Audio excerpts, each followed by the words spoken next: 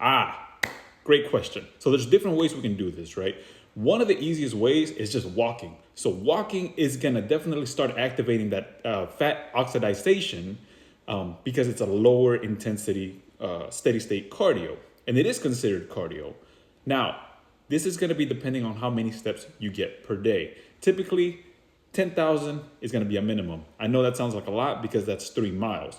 So let's say if you are going to the gym, this is where we can implement heart rate training. This is going to be based off an equation. So for me, I'm 34 years old. So I'm going to take 220. I'm going to subtract 34, which should be 186. And then you want to stay in zone 2 when it comes to heart rate.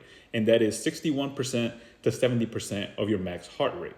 So once you subtract 220 minus 34, it's going to be 186. And then you're going to multiply that 186 by 0.61.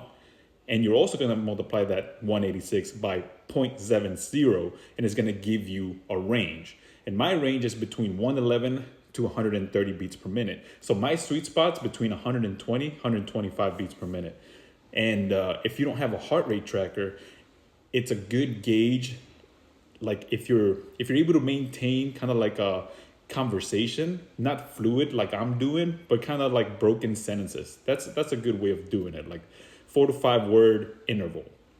But ultimately, you want to figure out the formula because this is going to give you a better understanding of where you should be training for fat loss.